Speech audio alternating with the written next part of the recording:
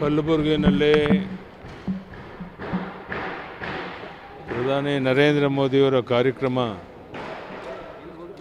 ಭಾಳ ಅದ್ಭುತವಾಗಿ ಆಯಿತು. ನಿಲ್ಲಕ್ಕೆಲ್ಲೂ ಜನಕ್ಕೆ ಸಾಕಾಗ್ತಾ ಇರಲಿಲ್ಲ. ಭಾಳ ಒಳ್ಳೆಯ ಒಂದು ವಾತಾವರಣದಲ್ಲಿ ಕಾರ್ಯಕ್ರಮ ಆಯಿತು. ಮೋದಿಯವರು ಸಹ ನಮ್ಮ ನಿರೀಕ್ಷೆ ಮೀರಿ ಒಳ್ಳೆಯ ಒಂದು ಭಾಷಣವನ್ನು ಅಲ್ಲಿ ಮಾಡಿದ್ರು. ಬಹುಶಃ ಈಗಾಗಲೇ ಲೋಕಸಭಾ ಚುನಾವಣೆ ದಿನಾಂಕಗಳು ಘೋಷಣೆ ಆಗ್ತಿರೋ ಸಂದರ್ಭದಲ್ಲಿ ಇವತ್ತು ಶಿವಮೊಗ್ಗಕ್ಕೆ ಬರ್ತಾ ಇರುವಂಥದ್ದು ನಮ್ಮೆಲ್ಲರ ಸೌಭಾಗ್ಯ. ನರೇಂದ್ರ ಮೋದಿಜಿಯವರು ಕರ್ನಾಟಕದ ಬಗ್ಗೆ ಎಷ್ಟೊಂದು ಆಸಕ್ತಿಯನ್ನು ಇಟ್ಕೊಂಡಿದ್ದಾರೆ ಅನ್ನೋದಕ್ಕೆ ಇದಕ್ಕೊಂದು ಉದಾಹರಣೆ. ಕಲಬುರಗಿ ಆದಮೇಲೆ ಇವತ್ತು ಶಿವಮೊಗ್ಗಕ್ಕೆ ಬರ್ತಾ ಇರುವಂಥದ್ದು. ನಾಳೆ ನಮ್ಮ ನಿರೀಕ್ಷೆ ಮೀರಿ ನಾಡಿದ್ದು ಜನ ಸೇರೋರಿದ್ದಾರೆ. ಭಾಳ ಯಶಸ್ವಿಯಾಗಿ ಕಾರ್ಯಕ್ರಮ ಆಗುತ್ತೆ. ಲೋಕಸಭಾ ಚುನಾವಣೆಯಲ್ಲಿ ಭಾಳ ದೊಡ್ಡ ಅಂತರದಲ್ಲಿ, ಮೊದಲಿಗಿಂತ ಹೆಚ್ಚು ಅಂತರದಲ್ಲಿ ನಾವು ಗೆಲ್ಲಕ್ಕೆ ಸಾಧ್ಯ ಇದೆ ಅನ್ನುವಂಥ ವಾತಾವರಣ ಎಲ್ಲ ಕಡೆ ಕುಂತಲ್ಲಿ ಇದ್ದಲ್ಲಿ ಕೇಳ್ತಾ ಇದೆ. ನಾನೊಂದು ಭರವಸೆಯನ್ನು ಇವತ್ತು ಮೋದಿಜಿಯವರು ಕೊಟ್ಟಿದ್ದೇನೆ.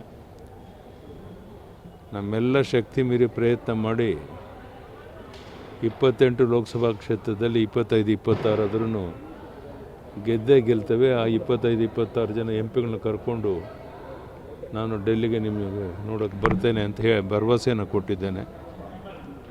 ನನಗೆ ವಿಶ್ವಾಸ ಇದೆ, ನಮ್ಮ ನಿರೀಕ್ಷೆಯಂತೆಯೇ 28ಕ್ಕೆ 28 ಗೆಲ್ಲಬೇಕು ಅಂತ ಪ್ರಯತ್ನ ಮಾಡ್ತಾ ಇದ್ದೇವೆ.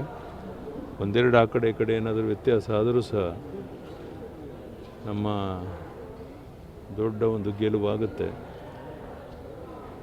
ಇವತ್ತು ಇಡೀ ಜಗತ್ತೇ ಮೋದಿಯವರ ಬಗ್ಗೆ ಹಾಡಿ ಕೊಂಡಾಡ್ತಿರೋ ಸಂದರ್ಭದಲ್ಲಿ ಆ ಪುಣ್ಯಾತ್ಮ ಒಂದು ದಿನ ವಿಶ್ರಾಂತಿಯನ್ನು ತಗೊಳ್ದೇನೆ ದೇಶದ ಉದ್ದಗಲಿಗೆ, ಪ್ರಪಂಚದ ಉದ್ದಗಲಿಗೆ ಓಡಾಟ ಮಾಡ್ತಾ ನಮ್ಮ ಸಂಘಟನೆಯನ್ನು ಬಲಪಡಿಸುವಂಥ ಕೆಲಸವನ್ನು ಮಾಡ್ತಾ ಇದ್ದಾರೆ. ನನಗೆ ಗೊತ್ತಿರೋ ಪ್ರಕಾರ ಅವರು ಒಂದು ದಿನ ವಿಶ್ರಾಂತಿ ತಗೊಂಡ್ರು ಅಂತ ಹೇಳಿದ್ದನ್ನು ಯಾರೂ ಕೇಳಿಲ್ಲ, ನೋಡಿಲ್ಲ. ಈಗಲೂ ಸಹ ಅದೇ ರೀತಿ ಎಲ್ಲ ಕಡೆ ಪ್ರವಾಸ ಮುಗಿಸಿ ನಾಡಿದ್ದು 2 ಗಂಟೆಗೆ ಮುಂಚೆನೇ ಅವರು ಬರೋರಿದ್ದಾರೆ. ಅದಕ್ಕೋಸ್ಕರ ನಾನು ಜನತೆಯಲ್ಲಿ ವಿನಂತಿ ಮಾಡ್ತೇನೆ, ದಯಮಾಡಿ 1 ಗಂಟೆ ಒಳಗಾಗಿ ಬಂದು ನೀವೆಲ್ಲ ಆಸನದಲ್ಲಿ ಇರಬೇಕು. ಬೇರೆ ಬೇರೆಯವರೆಲ್ಲ 1 ಗಂಟೆಗೆ ಭಾಷಣಗಳು ಪ್ರಾರಂಭ ಆಗುತ್ತೆ. ಸರಿಯಾಗಿ 2 ಗಂಟೆಗೆ ಮುಂಚೆನೇ ಮೋದಿಜಿಯವರು ಬಂದು ಅವ್ರ ಭಾಷಣವನ್ನು ಶುರು ಮಾಡ್ತಾರೆ. ಅವರು ಬಂದ ಮೇಲೆ ಯಾವುದೇ ಭಾಷಣ ಇರೋದಿಲ್ಲ. ಬಹುಶಃ ರಾಜ್ಯದ ಅಧ್ಯಕ್ಷರು ಒಂದು ಭಾಷಣ ಇರ್ಬೋದೇ ಹೊರತು ಉಳಿದೆಲ್ಲರ ಮತ್ತು ಮುಂಚೆನೇ ಮುಗಿದಿರುತ್ತೆ. ಸೊ ಅದಕ್ಕೆ ಎಲ್ಲರೂ ಸಹ ಮುಂಚೆನೇ ಬಂದು ಸಭೆಯನ್ನು ಯಶಸ್ವಿ ಮಾಡಿಕೊಡ್ಬೇಕು. 1 ಗಂಟೆಗೆ ಮುಂಚೆನೇ ಎಲ್ಲರೂ ಬಂದು ಇಲ್ಲಿ ಸೇರಿರಬೇಕು ಅಂಥೇಳಿ ಎಲ್ಲರಲ್ಲೂ ಸಹ ನಾನು ವಿನಂತಿಯನ್ನು ಮಾಡ್ತೀನಿ. ಇನ್ನೂ 55 ದಿನ ಇದೆ, ತಾವು ಯಾವ ಥರ ಪ್ರಚಾರದಲ್ಲಿ ಸರ್, ಈಗ ಈ ಕಾರ್ಯಕ್ರಮ ಮುಗಿದ ಮೇಲೆ ನಾನು ಎಲ್ಲೆಲ್ಲಿ ನನ್ನ ಅಗತ್ಯ ಇದೆ ಅಂತ ಅನಿಸುತ್ತೋ ಅಂಥ ಎಲ್ಲ ಕಡೆ ಪ್ರವಾಸವನ್ನು ನಮ್ಮೆಲ್ಲ ಸ್ನೇಹಿತರ ಜೊತೆಗೆ ನಾವು ಹೋಗ್ತೇವೆ. ಕಾರ್ಯಕ್ರಮ ಎಲ್ಲಿ ಯಾವ ಕಡೆಯಿಂದ ಪ್ರಾರಂಭ ಮಾಡಬೇಕು ಇದೆಲ್ಲವನ್ನು ಇನ್ನೊಂದು 2-3 ದಿವಸದಲ್ಲಿ ನಮ್ಮ ರವಿಕುಮಾರ್ ಅವರು ಎಲ್ಲ ಕುಂತ್ಕೊಂಡು ತೀರ್ಮಾನ ಮಾಡ್ತಾರೆ. ಅದರಂತೆ ನಮ್ಮೆಲ್ಲ ಮುಖಂಡಗಳು ರಾಜ್ಯದಲ್ಲಿ ನಾವು ಪ್ರವಾಸ ಮಾಡ್ತೀವಿ. ಸರ್, ಶಿವಮೊಗ್ಗ ಕ್ಷೇತ್ರದಲ್ಲಿ ಯಾವ ರೀತಿ ತೊಡಗಿಸ್ಕೊಳ್ತಾರೆ ಪ್ರಚಾರ ಸ್ಟ್ರಾಟಜಿ? ಶಿವಮೊಗ್ಗ ಕ್ಷೇತ್ರದಲ್ಲಿ ನೀವು ಈಗಾಗಲೇ ಗೆದ್ದಾಗಿದೆ. ಎಷ್ಟು ಅಂತರದಲ್ಲಿ ಗೆಲ್ಲಬೇಕು ಅನ್ನೋದು ಹೋದ ಸರಿಗಿಂತ ಹೆಚ್ಚಿನ ಅಂತರದಲ್ಲಿ ಗೆಲ್ಲಬೇಕು ಅಂತ ನಮ್ಮ ಅಪೇಕ್ಷೆ. ಜನ ನಿಶ್ಚಿತವಾಗಿ ಆಶೀರ್ವಾದ ಮಾಡ್ತಾರೆ ಅನ್ನೋಂಥ ವಿಶ್ವಾಸ ನನಗೆ.